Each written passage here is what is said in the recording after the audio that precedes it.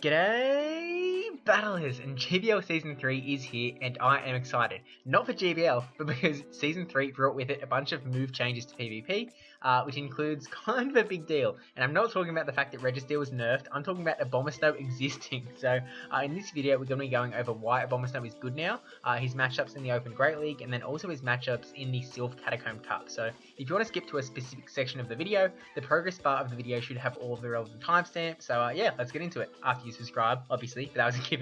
But yeah, Abomasnow picked up Ice Weather Ball, and even though Blizzard was also buffed, the spammy ice damage from Weather Ball is just going to be kind of have you covered on the ice charge move field, and to be better off picking up Energy Ball as the other charge move to give you some typing coverage. So Abomasnow also has the opportunity to pick up Outrage in return, but there's a lot more versatility in picking the two spammy Weather and Energy Balls, so I'd probably just stick to those.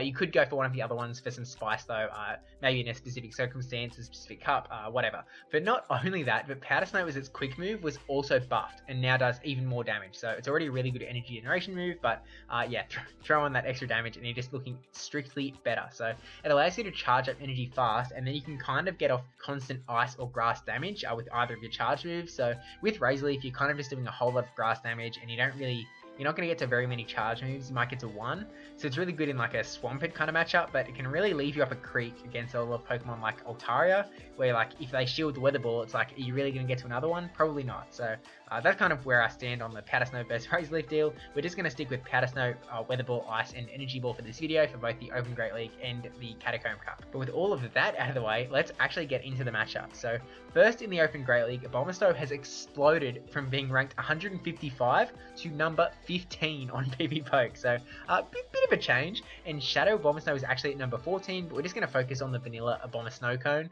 Taking a look at the Great League meta in this one shield matchup here, these are the sorts of Pokemon that we're landing wins up against with Abomasnow. So starting with the grass types in the bottom left, Abomasnow beats all of the grass types in the entire Open Great League with literally only one exception, and that is Cradily. So Cradily basically has the rock type. It ekes out in a really tight win because of the rock typing, because the rock damage doing super effective damage to Abomasnow. But when you ever really see Cradily in the Open Great League, I would wager, never. I've seen it in some Sylph Cups, but I'm not sure if I've ever run into it in like Go Battle League. So yeah, with the ice damage coming from Powder Snow and Weather Ball, you've got grass types down. So then moving up, we've got Abomasnow is also dominating the Dragon type. So there isn't a single Dragon type in the entire Great League that beats out Abomasnow. The ice damage is just too powerful, essentially. But next down is the Water types, and unfortunately for Abomasnow, with Powder Snow, the Water type, they're definitely getting some wins against it. It does nail down Azumarill, which is obviously a big win in its own right, but it's also beating the Icy Wind spamming Dugong, and then beats the Mud Boys with that one little asterisk, because Abomasnow does not beat Sludge Wave Swampert. So he also doesn't beat the newly buffed Pelipper, Poliwrath, or some of the other ice waters like Lapras, but we'll touch on that in the next little bit with the losses. But then it gets a little less clear, so this is kind of just a random oddball assortment of Pokemon that Abomasnow happens to beat. So like Haunter and Drifblim, Cresselia, regular Stunfisk, Nocgalarian, Munchlax, Alolan Raichu. So obviously there's some really nice wins in there, like being able to beat Cresselia, but there wasn't really a clear-cut way to group them, nor was it clear that like it beat all of the ghost types or whatever, because we're going to see some ghost types on the next page that are not locked down by Abomasnow. But actually, let's just get into the losses now. So on the losing side, starting again in the bottom left, Abomasnow is losing to those steel types, and losing pretty hard. So Abomasnow is weak to a couple of typings, and those typings are all present here in these Geysis's moves. So Steel, Rock, Flying, Fire, Fighting, it is all here, and Abom is not happy with it.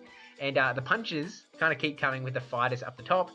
It's got a weakness of fighting. Counter really adds up because Abomasnow isn't the tankiest Pokemon, so there are a few counter uses in the Great League that Abomasnow can beat, but the kind of things like Sudowoodo that are weak to the grass damage, or Breloom, weak to the ice, that you're not going to see too much of in the Open Great League, basically. Again, kind of more a Sylph Cup thing, and we'll talk about that in the Catacomb section.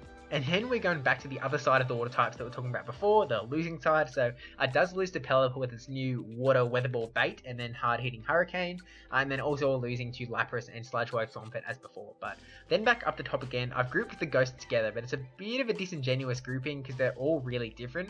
Alolan Marowak is one of Abom's biggest counters because Fire Spin just melts the ice and grass combo, whereas you've got Sableye who's hitting with his super effective Power Gem, and then Frostlass just doesn't care too much about his charge move. So Energy Ball does a little bit over half of Frostlass's health, but then even an Avalanche from Frostlass is doing half of Abomasnow's health. So it's kind of like, it's got a Shadow Ball. It's going to be able to just take out the Abomasnow, basically. And then again, we've got the oddballs kind of hanging around there with Hypno, Wigglytuff, and Umbreon, who just kind of out-damage and out-bulk Abomasnow's best effort. So, but with all of that said, that's basically Abomasnow in the Open Great League. So let's move on to Abomasnow in the Catacomb Cup. And if you've never heard of the Sylph Arena, they've created a new theme cup every month where you can only use a limited selection of Pokemon, usually by typing, and you can learn more at sylph.gg, which I will link in the description below, ready for the start of Season 3 in September. So, sorry to brajSF for exposing Abomasnow in the Catacomb Cup, by the way. It just had to be done. It was at number 4. There was nothing I could do. My hands were tired. But anyway, same moveset, Powder Snow, Ice Weather Ball, and Energy Ball. What can Abomasnow do in the Catacomb Cup? So, in no small words, you need to be aware of what Abomasnow can do in the Catacomb Cup. It has really rocketed up to number 4 on PvPoke, and it can do a lot in the meta. And again, Abomasnow is beating all of the grass types except Cradily. So, here in the Catacomb Cup, it's actually a bigger deal because of how prominent the typing it is in the cup, in its importance to beat up the rock types, basically. So, being able to beat all of the grass types is actually kind of a big medal on Abomasnow's chest, I guess. But reason number 2 why it's so good in the Catacomb Cup is right at the top, because beating Sudowoodo is an instant tick. It's definitely close because of Counter and Rock Throw both being super effective, but basically if Abomasnow can land an Energy Ball, it's game over for Sudowoodo. So that is a little bit of a catch. It's not a guaranteed win for Abomasnow, but if it does land an Energy Ball, you do win. So keep that in mind. And it also beats Caracosta, but that isn't nearly as impressive, so, you know, whatever. Abomasnow does the role the grass type does, and beats all the other grass types. But, you know, Venusaur was kind of already doing that, so Abomasnow is kind of just another step up. Like, it also beats Venusaur, but Abomasnow also beats Vespiquen, who is an absolute Catacomb staple. So, like, already Abomasnow has taken down half of my Catacomb team, so, I guess I'm glad that Abomasnow isn't in any of the cups that I've locked a team into. So, yeah. Just for a little extra, though, Abomasnow also beats Swirless and Drapion. They aren't really on every team, but it's definitely nice wins to have. But onto the losses now. Abomasnow is losing to all of the meta Ice types, taking neutral hits from the Ice damage, and it kind of just really adds up, especially because Abomasnow isn't a particularly bulky Pokemon. As I mentioned earlier, an Avalanche from Frostlass is doing over half of Abomasnow's health, and I mean, an Energy Ball does do that half of Frostlass's health back, but it just, Frostlass gets to Avalanche first, so it's, you know, yeah. Anyway, Dark types other than the Dragonies Wireless are winning out too. Skuntank with its Poisoning, Sableye with its Rocky Power Gemmy, and Umbreon just with its sheer bulk. And again, Abomasnow's lack of bulk just really doesn't help it out there. So, Abomasnow is losing to the bug types of Beedrill and Pinsir as well. Beedrill because it's just buggy and poisony and just things that Abomasnow doesn't like, and Pinsir because it has that fighting damage. And as we said back in the Open Great League section, Abomasnow does not like fighting, but not as much as it doesn't like fire, which is coming straight at it from a cargo. Yeah, total melt fest, Rock Throw or Ember. Both quick moves are doing super effective damage, and Abomasnow just cannot take the heat. So, the rock damage actually doesn't stop coming though, because Alolan Graveler also rock blasting away, and yeah, Abomasnow isn't a god tier Pokemon in the Catacomb Cup, so it's like, it obviously has some pretty big counters, and it's losing to a fair chunk of the typings, but it is a seriously strong one, and one that you kind of need to know what it can and can't do, especially if you're going into a Catacomb Cup in the next few days. So, it has been extended by a few days, by the way, if you hadn't heard already. Sylph has extended the Catacomb Cup deadline to the 3rd of August, kind of giving some breathing room after Go Fest, but yeah, with all of that said, thank you for watching. If this is the kind of content that you're looking for, then please do subscribe to get a whole lot of more of these kind of videos going forward. I'm not certain what my plans are for the month of August, with it being the off season for Sylph.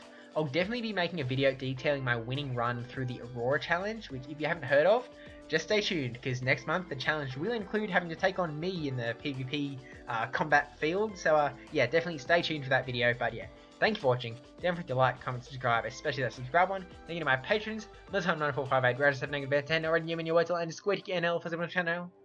But also, we've got an extra image of this video, because here we go, we have a Twitch image. So I did do a live stream yesterday at the time this is uploaded, but yeah, did a live stream yesterday, first one since affiliate. So first I want to thank Sadie Poo, who I first featured in one of my videos, like, it must have been last year at some point, like ages and ages ago. Actually, it was back in Ferocious Cup, so whenever that was. But I saw one of Sadie Poo's prints, and I was like, you know, I wanted to start featuring artists in my videos. So I was like, Sadie Poo, please let me put your thing at the end of my video, because I really want to start, yeah, sharing this art around. And yeah, Sadie Poo said yes.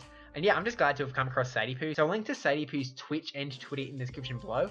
But yeah, SadiePoo does all sorts of remote work. They also used to do prints, but they said they haven't really been doing prints since tournaments went online. So maybe there'll be a return to prints when it all comes back sort of offline, in-person tournament stuff, whenever COVID kind of moves out of the way. But definitely go check out SadiePoo. Go give him a follow on Twitch and Twitter, because I would definitely appreciate that, because SadiePoo is an absolute legend.